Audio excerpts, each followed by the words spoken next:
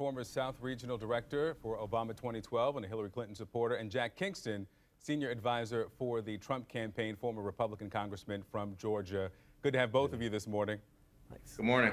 So let's, again, play that bit of what Donald Trump said in Dimondale about African Americans and his pitch to get their vote.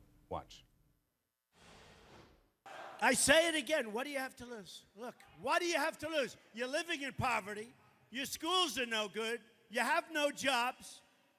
58% of your youth is unemployed.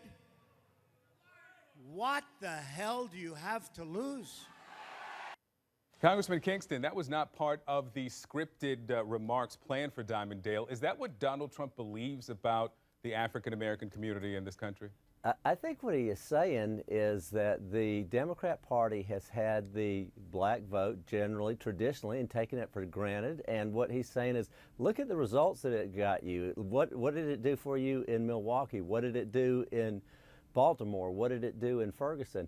He's reaching out. He went to Milwaukee. Hillary Clinton hasn't gone there. He is engaging. He set up a diversity committee on his campaign a year ago. We have right now a more recent poll from the Los Angeles Times and USC Dornsife, 14.6% of the African American vote. So he is going after it, and the Democrats are scared to death because they know that's a voting bloc that they can't afford to lose. Well, but the competition between the candidates would be a positive thing, not just for African American, but for the country. Let me interject here, because that 14.6% that you cite comes from the LA Times poll, which by its own account has a margin of error that's at least double that. I'll tweet out a link to it after this conversation so people can see for themselves. But when you say that what Donald Trump was trying to say was that Democrats have not, and I'm paraphrasing here, correct me if I'm wrong, served the African American community well, that's not what he said. What he says is that African Americans, you are living in poverty. Your schools are no good.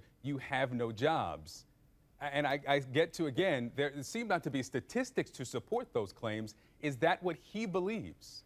I think what he said is that if you look at Milwaukee, you look at Baltimore, the Democrat Party, and there's a Democrat mayor in Milwaukee and most of these cities, that they have not delivered. What he is saying is, and I can say this politically, it's not good for any one group to just be have a monopoly on a constituency. You need to have competition in politics. What the hell do you have to lose the best pitch?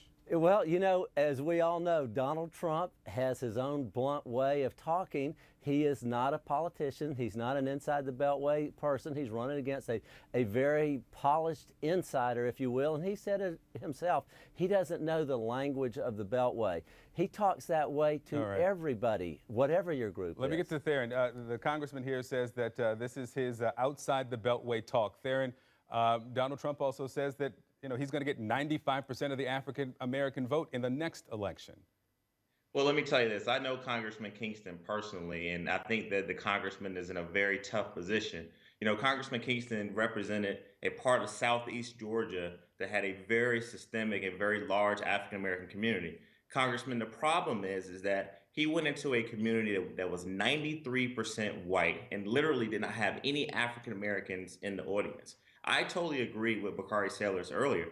The tone in which he talked to the African American community was so disrespectful and so condescending. The trouble with this is this. Now where Donald Trump is losing in the polls, he's basically going against a Republican base with some of these recent hires. He's now begging African American voters to vote for him.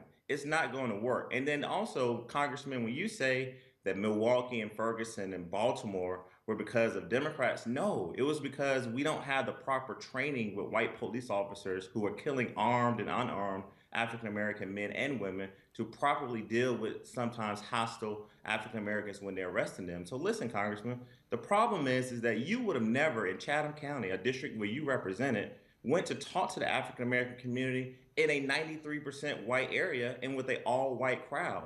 The first thing that Donald Trump needs to do is that if he wants to appeal to us, he needs to embrace us. He needs to sit down with us and really understand our issues. I think the Democratic Party has been an outstanding party for us. And I think more importantly, what do we get out of it? We got President Obama, who has done a wonderful job as president, who has a 54% approval rating right now.